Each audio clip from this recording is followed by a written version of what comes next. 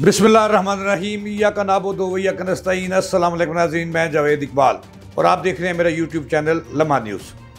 नाज़रीन, जब से इसराइल ईरान जंग शुरू हुई है उससे लेके अब तक की सबसे बड़ी खबर हम आपकी नज़र कर रहे हैं।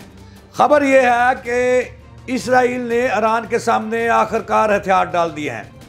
सुबहान अल्लाह, मुबारक हो पूरी उम्मत मुसलमान को कि उस फ़िरौन ने जिसने कई सालों तक फ़लस्तीनी बच्चों, बड़ों, बूढ़ों, औरतों को खून के आंसू रुलाया, आज उसकी औरतें जो हैं वो बंकरों में छुप कर भी रोती हुई नज़र आ रही हैं।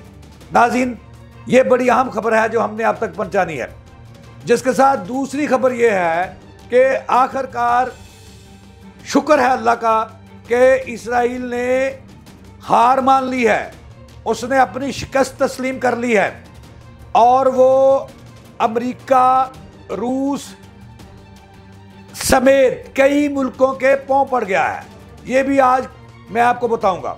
और तीसरी बड़ी खबर जो हमने आपको देनी है कि आखिरकार सऊदी अरब और ईरान भी एक हो गए हैं, ये भी खबर हमने आपको देनी है।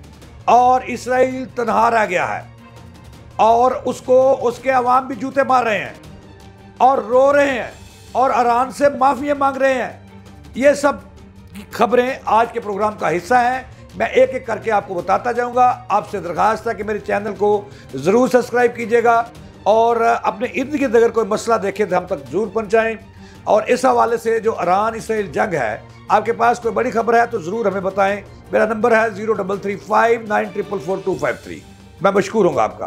तो नाज़रीन सुन लें जो मैंने आपसे सबसे पहले अर्ज़ किया कि आखिरकार इसराइल ईरान के सामने लेट गया है और माफ़ी मांगने पे उतर आया है और अल्लाह रसूल के वास्ते डाल रहा है कि ईरानियों मुझे माफ़ कर दो।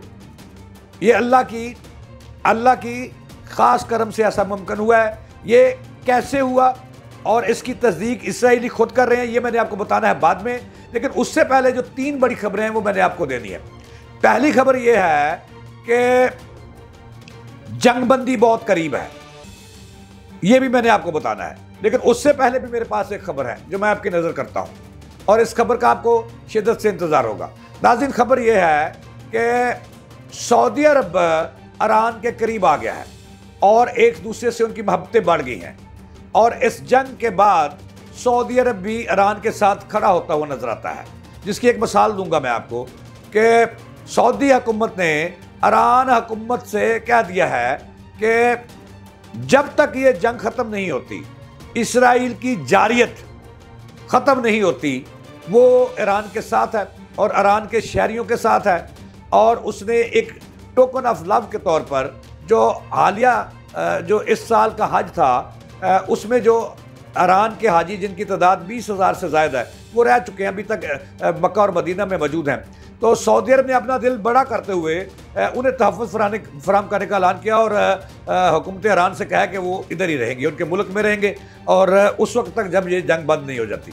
तो ये पहली खबर। दूसरी खबर बड़ी अहम ये है कि इसराइल जो है उसके जो शहरी हैं, जो देहाती हैं, जो उसके अपने हैं, वो रो रहे हैं, सड़कों पे रो रहे हैं और ईरान ने उन्हें खून के आंसू रुला दिया है और ये बदला लिया है ईरान ने। दर हकीकत मैं आपको बताऊं कि ईरान ने इसराइली जारियत का मुंह तोड़ जवाब देकर, अगरचे उन्होंने जिन्नात की मदद से ये मुमकिन हुआ, अल्लाह ताला ने जिन भेजे और जिन्नों के दिल में मोहब्बत डाल दी ईरान की, और फिर वो आपको पता ही है नाज़रीन, इससे आगे मैं आपको कुछ नहीं बता सकता।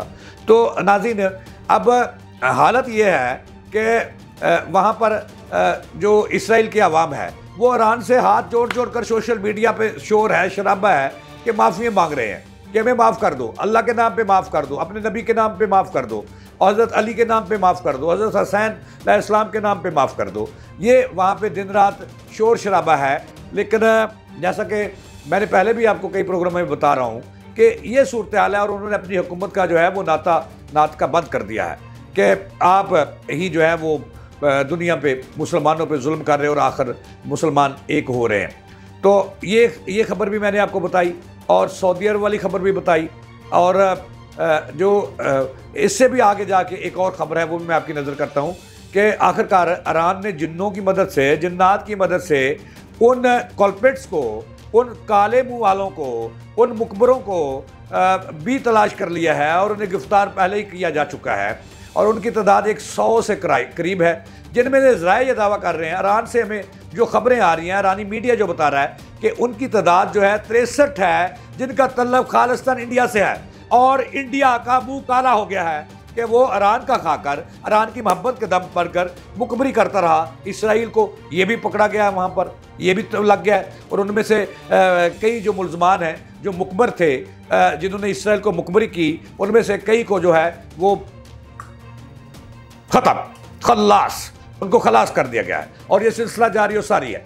अब जो आखिरी और बड़ी खबर है आज की वो ये है कि जो इसराइल की सलामती काउंसिल के जो मशीर हैं, उन्होंने इस बात की तस्दीक कर दी है और इस बात का बिल्कुल रो कर तस्लीम कर लिया है कि ईरान से इसराइल हार मान चुका है और बिल्कुल उसकी जो बोलती बंद हो चुकी है और लिहाजा उन्होंने इसकी तस्दीक की है और ज़राए ये दावा कर रहे हैं कि इसराइल के नेतन्याहू अपने जल्लो जलाल के साथ इस वक्त ट्रंप जो उसका फादर ही कहते हैं उसका, और जिसकी ये नाजायज़ औलाद है, उसके सामने जो है ना ये नाक रगड़ रहे हैं कि हमें ईरान से माफ़ी दिला दो। और उसके साथ साथ जो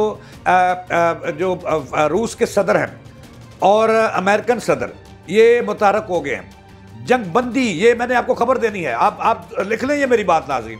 पहले भी बहुत सारी खबरें हमने कबल इस वक्त आपको दी कि ईरान और इसराइल जंग बंदी हो रही है, जिसकी जो है वो तैयारियां कर ली गई हैं, फाइनल हो चुका है। अब थोड़ा सा टाइम बाकी है, जो शराइत हैं वो तय की जा रही हैं। अब मैं एक और ख़बर आपको बता रहा हूँ कि इसराइल ने ये तस्लीम कर लिया है और इसके लिए पाकिस्तान जो है कि जो नायब वज़ीर आज़म है, उन्होंने आज इसकी तस्दीक भी किया है कि वज़ीर ख़ारजा ईरान से राब्ते में है कि वो इसराइल अब माफ़ी मांगने के लिए तैयार है और उसके पाँव पड़ चुका है। आखिरी बात जो मैंने बतानी है कि जंग बंदी फाइनल हो चुकी है। इसके लिए अमेरिका, रूस, सऊदी अरब, पाकिस्तान अहम रोल अदा करने वाले हैं और ईरान ने भी इस पर किसी ना किसी जगह जाकर रजामंदी इज़हार किया कि अगर इसराइल जो है वो फ़लस्तीनियों ने शर्त रखी है कि ये फ़लस्तीनियों पर मज़ालम नहीं करेगा, नहीं डालेगा। अगर फ़लस्तीनियों पर मज़ालम डालेगा तो जिन्नात की मदद से, जो अल्लाह की तरफ से उतरे हैं, मेरी मदद किया, उनकी मदद से उन्हें ऐसी की तैसी फेरेगा। इसराइल इस पर भी राज़ी हो गया है। तो जंगबंदी की तरफ हालात बढ़ रहे हैं और इसमें जो मैंने 4 मुल्क बताए हैं वो अहम रोल था।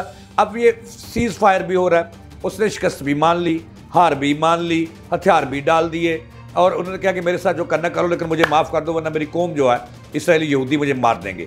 और इसकी जो है मुंह पे जूता पड़ा है मोदी सरकार के। नाज़रीन, ये थी आपकी ताज़ा तीन। जावेद इकबाल को दें इजाज़त के बाद।